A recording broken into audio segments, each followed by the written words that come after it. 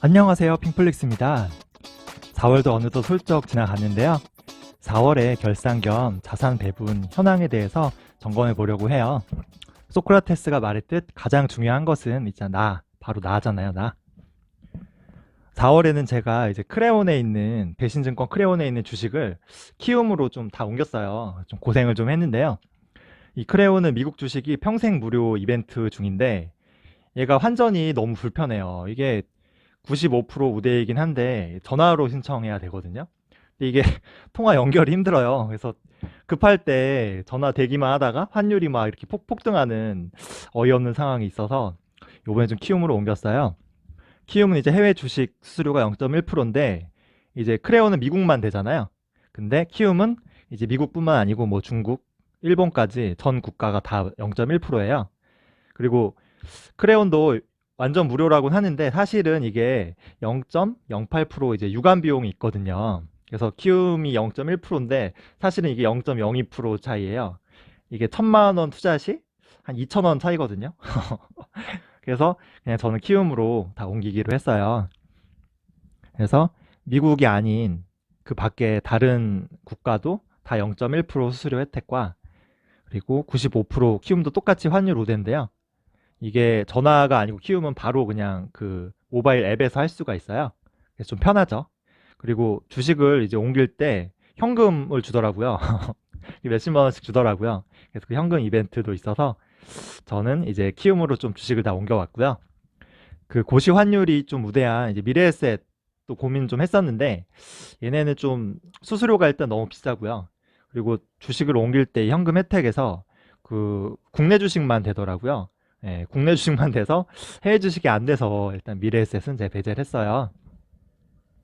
제가 환율 및 수수료 등 여러 면 좀 계산을 해봤는데 작년 4월, 그러니까 지난 4월 기준에서는 키움이 가장 유리한 것 같더라고요. 그래서 나중에 또 더 좋은 증권사가 나타나면 또 옮기면 돼요. 그래서 굳이 꼭 한 증권사에서 계속 할 필요는 없는 것 같아요. 그 자산 배분을 보겠습니다. 일단 그 사업과 부동산은 사실 금액은 변하지 않아요. 계속. 근데 이제 이 인컴을 계속 제 주식에 투자하고 또 제 급여도 같이 투자하고 있거든요. 주식에. 주식 비중만 계속 높아지고 있어요. 몇 달 전에는 20%대였는데 어느덧 30% 이상으로 좀 올라갔습니다. 사실 이 사업이 코로나 사태로 사실 좀 많이 불안불안해요. 좀 어려운 상황이고 저희 회사도 좀 어렵거든요. 월세 거치는 것도 요새 쉽지 않아요.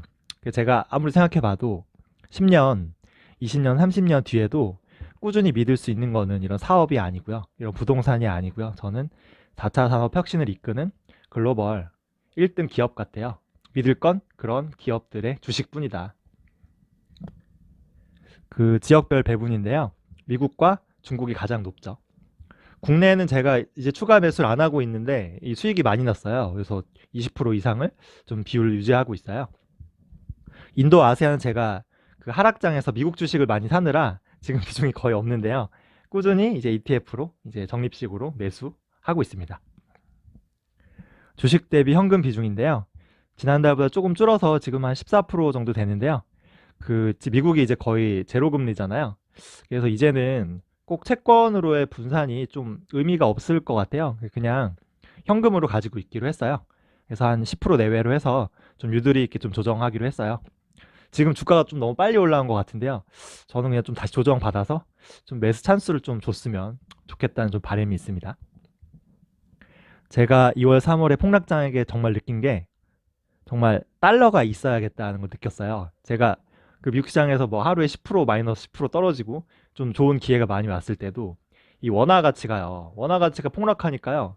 막 환율이 1,300원 이렇게 되니까 선뜻 환전하기가 좀 무섭더라고요. 그때 달러가 제가 미리 환전해 놨으면은 좀 더 좀 저가에 매수할 수 있었을 텐데. 그래서 달러를 시간 될 때마다 이 달러랑 홍콩 달러 두 가지를 좀 환전을 미리 해야 될 것 같아요. 지금은 이제 그 전화를 힘들게 연결할 필요 없는 키움이니까요. 좀 부지런히 좀 환전을 해둘 생각입니다. 그 자산별 섹터인데요. 그 헬스케어는 20% 제가 원하는 수치에 도달했어요. 미국 테크가 좀 주가 가격 회복이 너무 빨리 돼서 조금 오버된 상태예요. 그리고 중국 테크도 그냥 뭐 제 원하는 수치 정도 되고 콘텐츠, 반도체 정도 다 이제 10% 계획했는데 달성했어요. 좀 배당 성장이 조금 부족하고요. 그리고 인도랑 아세안도 이제 계속 모아가야 돼요.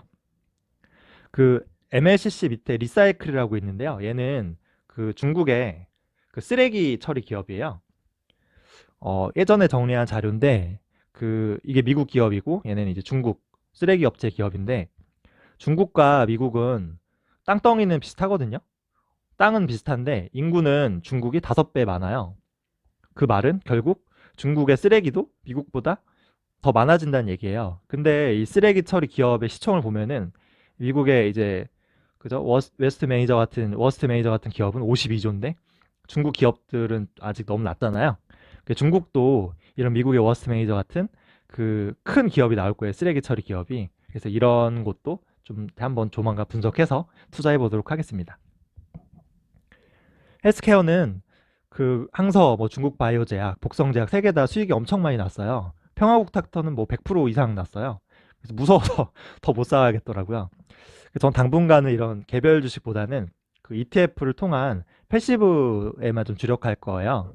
그래서 이건 중국 ETF고 헬스케어, 얘는 이제 미국인데 이게 대형 헬스케어 기업인데 그 IBB 같은 이제 바이오텍, 중소형 바이오텍 기업들에 대한 어떤 ETF 투자도 같이 병행할 것인지 좀 고민 중이에요. 그 미국 테크 기업인데요. 그 4월에는 매수가 없었어요. 왜냐하면 지금도 비중이 너무 과해요. 다만 원래 제가 QQQ라는 ETF를 가지고 있었는데요. 이거를 이제 팔고 이제 MGK라는 ETF로 바꿨어요. 좀 고민을 많이 했는데 이게 QQQ의 상위 기업들인데요. ETF에 마이크로소프트, 애플, 아마존, 페이스북, 구글 뭐 이런 기업들이 사실 제가 다 개별로 이미 투자하고 있거든요. 그래서 조금 얘네 비중이 낮더라도 수수료가 저렴한 MGK로 바꾸기로 했어요. 얘가 수수료가 QQQ보다 3배 낮거든요. 그래서 얘는 또 비자랑 마스터카드가 포함되어 있어요. 제포트랑 좀 궁합이 좀 잘 맞을 것 같아요. 절대 뭐 QQQ가 나쁘다는 게 아닙니다. 실제로 QQQ가 성과가 MGK보다 우수해요. 단지 저랑 좀 궁합이 MGK가 좀 잘 맞을 것 같아서 좀 바꾼 거고요. 만약에 제가 미국 주식 중에서 꼭 한 개, 딱 한 개만 투자해야 된다고 하면 저는 QQQ를 선택할 것 같아요. 공부 같은 거 할 필요 없이요. 그냥 이 QQQ 하나만 장기 투자해도요. 10년, 20년 뒤에 엄청난 성과를 낼 수 있지 않을까 해요. 그래서 제가 조만간에 QQQ랑 MGK 등 이제 미국 테크 관련한 ETF를 한번 영상으로 정리해서 올려볼게요. 중국 쪽은 역시 알리바바를 계속 사 모으고 있습니다. 텐센트는 더 사고 싶긴 한데 얘가 최소 거래가 600만 원이에요. 그래서 좀 부담돼서 좀 너무 또 올라서 좀 고민 중입니다. 그래서 이 KWEP라는 ETF로 대신 사 모으고 있어요. 얘가 이제 중국 테크 소비재 관련 ETF예요. 이것도 같이 영상으로 정리해서 한번 올릴게요. 그 알리바바랑 아마존이 이제 알리바바 퍼가 22고요. 아마존은 100이 넘거든요. 그래서 제가 이게 5배 차인데 이건 좀 너무 과한 것 같다는 제가 좀 글을 한번 투자 카페에 올렸는데요. 뭐 짱깨는 사기꾼이다. 짱깨 기업은 무조건 걸러야 한다 등 이제 중국 비하 발언이 엄청나게 댓글이 달렸어요. 그래서 제가 보니까 미국에서도 투자자들 사이에 이런 중국 기업이라는 거 알리바바가 좀 불신이 있을 것 같아요. 이런 것들이 알리바바, 아마존의 밸류에이션을 5배나 차이 나게 한 요인일 거예요. 그래서 저는 정말 기쁜 마음으로 알리바바를 계속 사 모으고 있어요. 중국 기업들에 대한 불신이 저는 계속됐으면 좋겠어요. 1분기 실적이 잠시 후 발표인데요. 실적도 저는 안 좋았으면 좋겠어. 왜냐하면은 이 좋은 주식을 계속 좀 싸게 사 모을 수 있도록. 저는 어차피 20년, 30년 안 팔 거니까요. 바이앤홀드라고 있잖아요. 저는 바이앤홀드 아니에요. 바이앤 바이 바이앤 바이입니다. 컨텐츠 쪽은 변경이 없어요. 컨텐츠 쪽도 제가 ETF로 좀 투자를 한번 알아볼까도 했는데 아직은 좀 공부가 좀 부족하고요. 디즈니가 좀 걱정이네요. 디즈니가 물론 망할 리는 없겠지만 이 격리가 장기화되면 쉽지 않을 텐데 왜냐하면 테마파크나 디즈니랜드 같은 그리고 스포츠 중계도 얘네 꽤 크거든요. 스포츠 중계 매출도 영화도 개봉을 못 하고 있죠. 겨울에 다시 코로나가 유행한다는 루머가 있어요. 그래서 좀 디즈니가 전 좀 걱정입니다. 나머지는 오히려 다 수혜주인데 다행히 상해의 디즈니랜드는요 5월 11일부터 이제 입장이 가능하다고 해요. 블랙 위도우는 11월에야 미국에서 개봉한다고 하는데요. 아, 빨리 보고 싶습니다. 예. 반도체 섹터는 제가 SOX라는 ETF만 사모으고 있어요. 아무리 봐도 메모리보다는 비메모리 시장이 더 커질 것 같아요. 근데 이 시장은 정말 제가 한번 영상을 올린 적이 있는데 예측하기가 너무 힘들어요.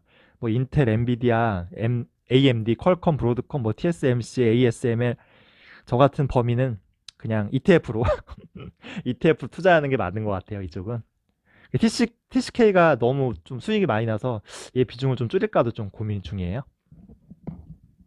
중국의 반도체 굴기가 생각보다 좀 위협적인 것 같아요. 그래서 이게 한국에는 살 수 없는데 중국의 반도체 ETF가 본토 엄청나게 오르고 있다고 해요. 한국에는 살 수가 없는데요. 그래서 이쪽도 한번 제 공부해서 공유하는 시간을 갖도록 하겠습니다. 근데 장기적으로 이제 중국이 반도체를 이렇게 잘 만들게 되면요. 결과적으로 반도체 시장의 경쟁이 치열해지겠죠. 그러면은 이 반도체를 사는 클라우드 기업, 그죠? 클라우드 기업이나 혹은 플랫폼 기업. 이런 기업들이 더 유리해질 수 있을 것 같아요. 왜냐하면 얘는 싸게 살 수 있으니까 경쟁이 치열해지면은 역시 주력은 이쪽이 맞는 것 같아요. 클라우드, 플랫폼, 뭐 컨텐츠, 그죠? 소프트웨어. 반도체는 여기에 어떻게 보면 숟가락을 얻는 좀 분산일 뿐이죠. 저의 주력은 이쪽이 맞는 것 같다.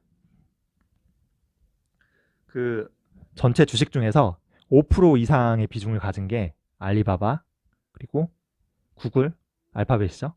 그리고 TCK라는 이제 반도체 부품주인데요. TCK가 있고요. 그리고 항서제약. 이 네 가지가 있는데 특히 이 두 가지는 거의 12% 정도 하거든요. 개별로. 집중 투자를 이렇게 얘기하는 사람도 많은데요. 저는 아무리 생각해도 집중 투자하기엔 너무 제가 부족한 점이 많은 것 같아요. 그래서 알리바바, 구글에 대한 장기적인 확신이 정말 저는 있긴 하지만 그래도 전체 포트에서 개별으로 20%는 넘기지 않도록 해야겠다는 생각이 있어요. 조금 적게 수익을 보더라도 좀 리스크를 낮추는 게 올바른 방향 같아요. 욕심을 좀 버리는 게 맞는 것 같아요. 제가 ETF 비중이 아직도 9.6%밖에 안 돼요. 나중에는 중장기적으로는 전 30% 이상도 보고 있고요. 나중에 제가 파이어족 은퇴를 하게 되면요. 은퇴 이후에는 절반 이상도 ETF로 생각을 하고 있어요. 그래서 헬스케어, 그죠? 글로벌 IT 테크, 컨텐츠, 반도체 등 이 투자의 큰 방향은 저는 잘못되지 않은 것 같아요. 저는 장기적으로 이쪽이 맞다고 보는데 천천히 그리고 꾸준히 조금씩 이런 기업들의 지분을 늘려가야 될 것 같아요. 버핏이 했죠. 돈을 버는데 가장 중요한 것은 바로 시간이죠. 시간. 버핏 형님 젊었을 때 훈남이었습니다. 또 제가 그 요새 한 가지 2, 3월 그 롤러코스터 같은 장세에서 진짜 와닿는 명언이 하나 있었는데요. 바로 이거예요. 하워드 막스가 한 말인데 투자자는 괜찮은 매수를 여러 번 하는 걸 목표로 해야죠. 몇 개 소수의 완벽한 매수를 목표로 삼으면 안 된다는 거예요. 욕심을 너무 부리면 안 돼요. 완벽한 매수는 할 수 없어요. 그래서 비교적 괜찮은 매수를 여러 번 하는 걸 목표로 하고 있습니다. 그래서 이번 달 자산 배분도 이 시로 마무리할게요. 좋은 술 마시고 은근히 취한 뒤 예쁜 꽃 보노라. 반쯤 피었을 때. 제 자산도 아직 반의 반도 피지 않았어요. 조금씩 가지치기를 잘 하면서 이제 아름답게 잘 가꿔 나가야 될 것 같아요. 꼭 위대한 목표를 이루는 게 행복이 아니에요. 저는 그렇게 생각하고요. 한 걸음 한 걸음, 그죠? 한 걸음 한 걸음 조금씩 나아가고 있는 지금 이 순간이 가장 행복한 것 같아요. 아직은 부족하지만 부족한 저의 계좌에 조금씩 자산이 쌓여가는 바로 지금 이 순간이 제일 행복합니다. 준비한 내용은 여기까지고요. 계속 좋은 영상 올리도록 하겠습니다. 좋아요와 구독 많이 눌러주세요.